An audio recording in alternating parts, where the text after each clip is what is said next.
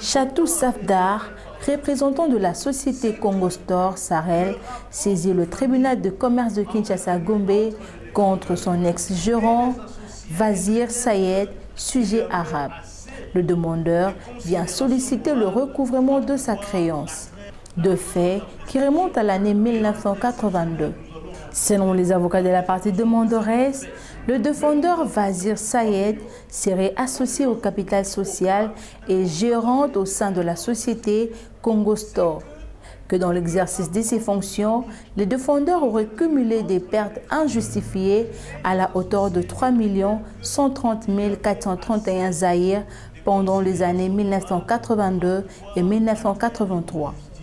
Le défendeur aurait également détourné le somme de 1 977 040 zaïrs suite à la surfacturation de certains de leurs clients.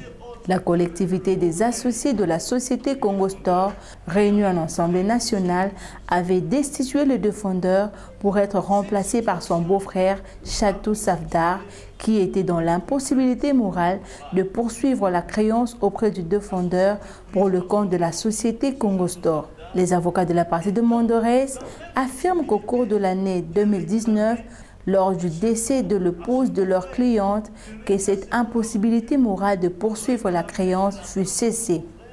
Le demandeur avait sollicité et obtenu gain de cause auprès de la Banque centrale pour actualiser les sommes dues par les défendeurs pour le recouvrer.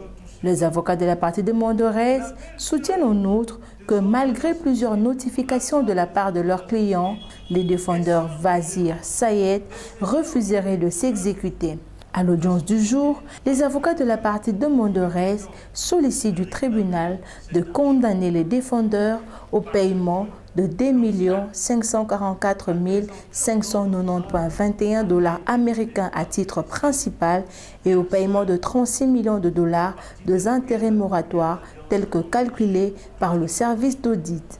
Il plaira donc au tribunal de condamner le défendeur à payer le principal de 2 545 000 $ assorti des intérêts calculés par le cabinet d'audit assermenté.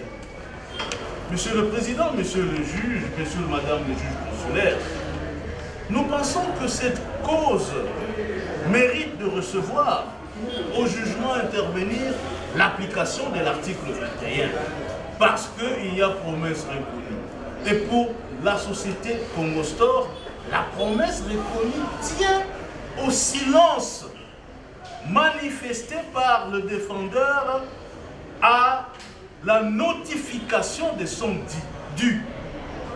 La jurisprudence française, en cela suivi par la jurisprudence congolaise, voudrait que lorsque le débiteur garde silence des comptes qui lui ont été adressés, ce silence vaut une acceptation de compte.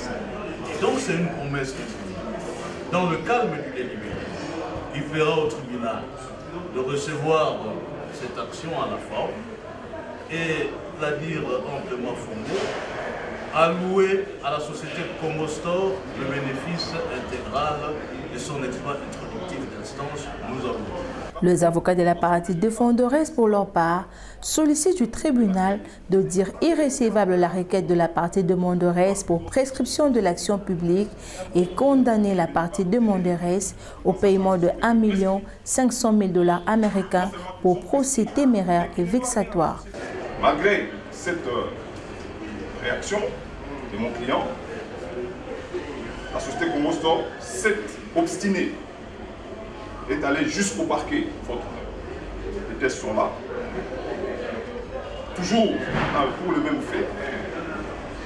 Malheureusement, quand on produit des pièces, il faudrait qu'on aille jusqu'au bout de la procédure. J'ai lu ces 320 pièces parmi lesquelles il y a des PV émanant du parquet où mon client est allé répondre. Mais quelle a été la suite que le parquet a donnée? Malheureusement, on s'est abstenu de communiquer cette pièce. Mais nous avons quand même pris la précaution de requérir auprès du parquet quelle était la suite qui a été réservée. À cette action, le parquet a répondu clairement. Il y avait prescription. Pour toutes ces raisons, votre honneur, vous constaterez donc que c'est par mauvaise foi, au regard de ces pièces, c'est par mauvaise foi, leur propre assemblée générale,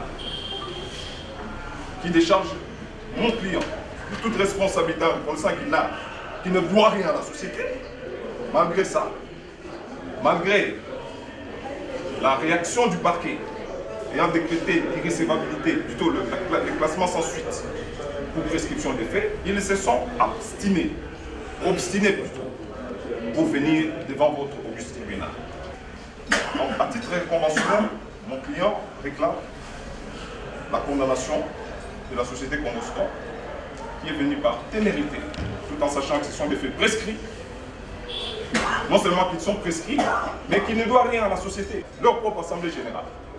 Leur propre assemblée générale. Donc, pour cette témérité, vous allez condamner la société Congostor à payer l'équivalent en francs congolais de 1 500 000. Ça pourra compenser ce préjudice moral, surtout moral, qu'il est en train de subir jusqu'à ce jour. Et aussi matériel, du fait qu'il doit recourir au ministère des avocats que nous sommes pour défendre ses intérêts. Et cela mérite qu'il soit mis dans ce temps. Le ministère public, dans son avis, demande au tribunal de dire recevable et fondée l'action mue par la partie demanderesse et de rejeter le moyen soulevé par la partie défenderesse. Par ces motifs, plaise au tribunal de décider irrélevant les moyens soulevés par la partie défenderesse, mais par contre dira recevable et fondée l'action mise par la partie demanderesse. Vous allez lui accorder le bénéfice de son exploit introductif d'estance. Frais de Après avoir entendu toutes les parties et l'avis du ministère public, le tribunal clôt les débats et prend la cause en délibéré pour se prononcer dans le délai de la loi.